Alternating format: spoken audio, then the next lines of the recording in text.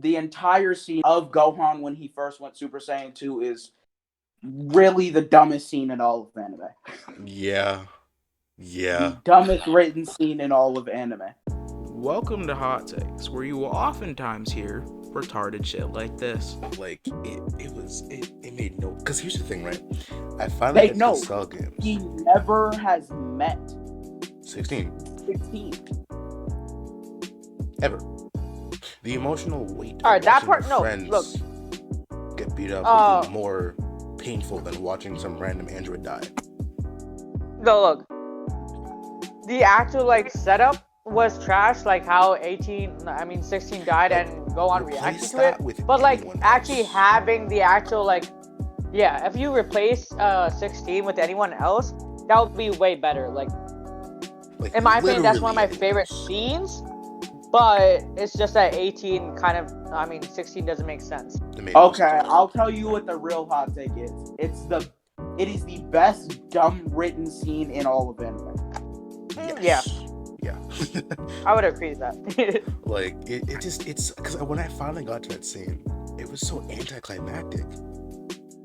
It wasn't. Bro, I like Dragon Ball Abridged version better. It wasn't 100% anticlimactic, but it was anticlimactic. Take this, the taste of blood in my mouth, bro. That shit was so clean. Like, if you had watched that scene blind, it might have had a little bit more impact. But knowing that's what made him achieve the greatest form of Saiyan at that time. At the time. Yep. That when is everyone in the entire fucking saga was hyping up, bro. Like, that was kind of garbage, not gonna lie. Yeah. What they could have done is had Trunks die. And then, like, future Trunks. But that he already got killed. Like, they could have had future Trunks die and then have him get that depressed because he let down Trunks twice. No. You know what? Remember remember when the elves attacked Clover Kingdom? They should do something like that. They should have done something like that. Everyone dies, then go on Trunks and some other people just pull off like an epic comeback. It was you know who it should have been? Krillin. Maybe Vegeta. Krillin would have. But Krillin for a second time. No, Master Roshi should have won it. I see where Jared's coming from. I see where you're coming from, but you gotta remember, Krillin is his friend, so that kind of his friend. Yeah. But he's not that close. The only two you can say that he's his uncle though. No, Vegeta at this time was kind of more of an uncle figure. Actually, he's the only the closest person to Gohan at that time, especially before time skip, was Krillin. It was Piccolo. Well, besides Piccolo. Well, his father. But no, I think the only that's his dad. The only two people that could give the speech are Vegeta and Piccolo, because I think that him and Vegeta established respect during their fight right after the Frieza saga. When he and Gohan fought, and he stole on Gohan little ass, and he was like, "Okay, you're a threat." But honestly, I'm sorry, I just realized. Toriyama's kind of been writing this way since the beginning. Case in point, Super Saiyan 2. As in lazy, yes. He has been lazy since the Frieza saga. He has been very lazy. Pretty much, yeah. Frieza saga is the best arc of all. Cell saga is Frieza is not the best arc. Honestly, to me, the way Cell ends ruins the entire arc. The legacy of Trunks arc. That has to go up there. Okay. Yeah. That's up there. Yeah, I get it. But now it's really getting bad narrative. But it was there back then. We just didn't pay attention to it. No. That entire scene of Gohan turning is the literal laziest scene.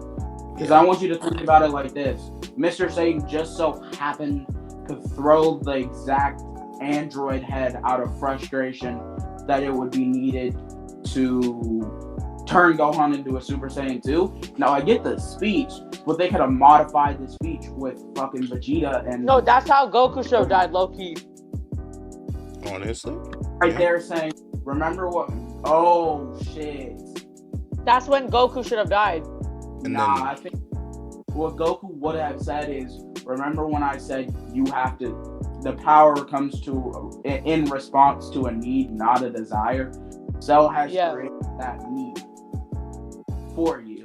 Exactly. And then exactly, Goku should have died then. The one-handed Kamehameha could have still happened, right? Would have been a little bit more impactful. Then because Goku's not actually there to tell him. And Cell could actually just die from that wave, because I mean we know it can disintegrate enemies. Like it makes sense. One-handed Kamehameha is the best scene in DBZ. Father-son Kamehameha is the best scene in Dragon Ball. Yeah. There's only 2 scenes that I can put at the level of it. What are they? Fight you. No, I'm gonna kill you. That is pretty fucking good, honestly. Minato is the worst father in all of anime that I know of. I mean, I can see where you're like taking that from, but I say no because if I was Minato, I would have done the same thing. Not gonna lie. You would have done the exact same thing. So you would have stalled on an opponent you could have killed instantly if you had to use the kunai instead of a fucking Rasengan. Not had to worry about him in the future. Could have stayed alive with your kid because your own wife thinks that you know ways to get this nigga through, like get him out of the way. But you could have raised him if you had to just killed this nigga. If you would have just sealed it inside of Kushina, you could have dealt with it later, and you would have killed the main threat to the Leaf Village 10 years from now. And also, how you gonna let your student bully you? Your son had to stick up for you, nigga. Okay, I see where you're coming from. 100%. I'm just saying, bro. Listen, think about this one, okay? Okay. You're sitting in front of a giant fucking fox that just murdered your whole village. Mm-hmm. And your child is right behind you. Mm-hmm. It's with your wife. Mm-hmm. And your wife is about to die. Literally, one swing towards you could end child. Just by you trying to even touch the wolf in general, touch the fox in general. And you don't know. You could, while you're over here fighting the fox, it could try to kill your wife and kids. So, would you have to sacrifice yourself to seal? Would you have to sacrifice yourself, right? Mm-hmm. To seal it away, in hopes that, with a chance that your child. No, because Minato believed in Naruto that he can control it. Yeah. You can believe in your son all you want, but if you can kill the fox and then wait for a better opportunity to seal it in Naruto while still being there for your son his whole life. Okay, so are you saying the dumb reason? Are you saying if Minato was here, he would say, "Man, I just want to die here. Come on, man." I will say, Minato made a dumb choice that led to him losing his fatherhood, but Goku actually had a fatherhood, and he was terrible. Okay. What do you bring up your point so I can debunk them? Okay, debunk. Okay, first off, in the upbringing of Gohan, the closest thing he really did to inspiring him and his son to make him a better person was during the Cell games when he risked everyone's lives on his own son. Okay, because believing in his anger is one thing, but believing in that to save the entire planet and potentially the universe. Okay, but here's the problem: if Cell was exhausted, and give Cell a sensu bean? He gave him a sensu bean, bro. Can I talk? Can I explain why it's a fallacy that what you're saying? Sure, go ahead. Cell himself was exhausted. He would have come to the conclusion if he was still tired when he fought Gohan, he either would have instantly killed Gohan, not caring about the rage, or he would have went to self-destruction way quicker, and Gohan wouldn't have been in Super Saiyan 2. Period. Okay, here's the thing though. What's that have to do with Goku though? It's the fact that yes, Goku is dumb, but he's not dumb enough. He's not retarded enough to realize that okay, if I don't giving him a senzu bean is the only reason Gohan is alive, that anyone is alive. So how does that make him a bad father? I beg to differ. That no. No, the only reason why Gohan turned Super Saiyan 2 is because of 17 or 16. My bad. Why does that make him a bad father? Risking it all on his son. Because if you want to say the same shit for Minato, bro, then like they both made way worse than Goku. Nah, but the difference is Gohan is not a baby no more. Okay, it's not. He's got potential. You know who your son is, right? And you know if that anger doesn't come out, you're all dead. And he also knows that he can't beat Cell. Okay, then fuck the and tournament. He knows his best chance is Gohan. What is he gonna do? Go gather up the Dragon Balls? Wait, can't do that. Even though fuck the tournament, have everyone jump his ass. You're all right there. Oh, you're gonna jump him, and then he's gonna just self-destruct quicker, and everybody dies. I mean, Goku did the smart thing. I just instant transmission, but he could have let go. He wouldn't have got back in time. How? It's. I mean, see him instant transmit. Maybe, yeah. Oh, okay. Yeah. Maybe he would have got back in time. Also, right? How you gonna, but that's also how am I gonna what? Go ahead. How you gonna take a living bomb to the person who trained your ass and then just leave? Oh God, Ken, like what?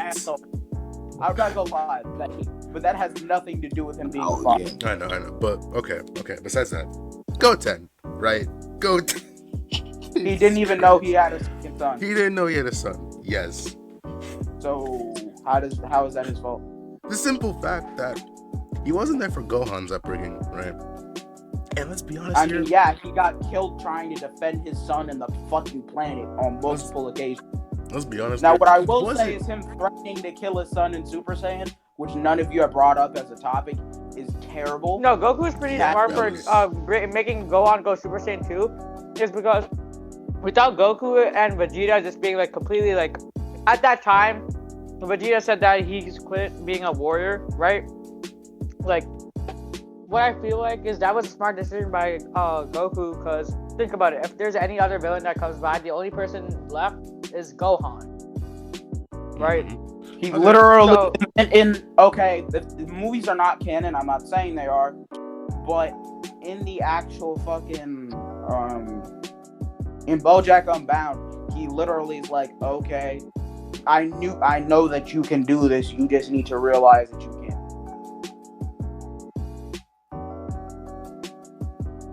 I think Young Justice is better than original Teen Titans. Damn. Okay. Oh. Shit. And you mean the first 2 seasons, right? Because you only seen that. Yeah.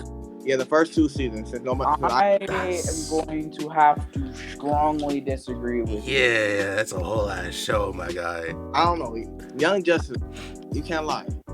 Young Justice hit. Okay, but... Young Justice hit, but none hit like no episode in Young Justice surpasses the Red X episode. But that's only a couple episodes. Not even that. But that's not a couple episodes. The plot line with Robin and Slade and Robin, bro. Blows Young Justice. It blows it out of the water. I don't know about that. But bring up a plot line that's better than Robin and Slade. Better than Robin and Slade? Yep. In Young Justice. Oh, in Young Justice. Let me think. Cause there's a lot of plot. Oh, the light in general, G. General? Bro, the light, bro. If you know, bro, you know the light, right? Okay. Look, the light. Explain to me why. Okay, look. Slade and Robin, right? Yeah. You know. Oh, so what? He was fucking nigga with the X. Oh my God. He has an X on his chest. Okay. Like, oh, so what? He betrayed the Titans. Bro, the light literally for the whole first season, the first episode, Cadmus, fucking those mutated fucking elephants and shit. all a part of the Life Plan. Fucking Luther and Ra's al Ghul, all part of the Life Plan. Like the Blockbuster serum, all a part of the Life Plan. Like every episode was a part of the Life Plan, just to get Doomsday out. Like just to get Doomsday into Earth. No, it wasn't Doomsday, nigga. It was the Scarab. I mean, Darkseid. You talk about, so you're saying a little boy with a one-eyed fucking assassin is better than a whole season of just straight fire? Yes. Because that in particular, that plot line spans the first 2 seasons. It brings up topics that Young Justice never truly touched on outside of one episode, which is the mental health of these child heroes. Robin himself has terrible issues dealing with Slade, not just because Slade fucking poisoned him. He has PTSD, isn't really friends with anybody, acts just like his dad. Whereas the Robin that you have on your show laughs a whole bunch, isn't serious, and has one day where he gets everybody killed. Teen Titans Robin has to deal with Slade, Raven, and not only is Robin better, Kid Flash and Beast Boy are better. Okay. Wait, what do you mean he got his whole team killed? What episode are you talking about? Aftermath. The exact episode, season 1, episode 16, I believe. Well, when they were in the simulation. The simulation? How did he get his whole team killed? Everybody died except for him. No, everybody died except for Miss Martian. No, Miss Martian died. She got clapped. In the Martian Manhunter simulation? Yes. No, Miss Martian was the only person alive. Her power was so strong that she literally put everybody into a coma. Everybody that died so far into a coma. Yes. And he had to shock her back to reality. And plus he wasn't even leader at that time. But he was. Aqualad, no, he wasn't. Aqualad was died, and then he instantly, the whole team fell apart. Supergirl, Aqualad, Artemis, everybody died, including Kid Flash, because of this nigga. How? Because of him? Because his planning was ass. My only problem is every character that Teen Titans has in its show is better than the ones that you have.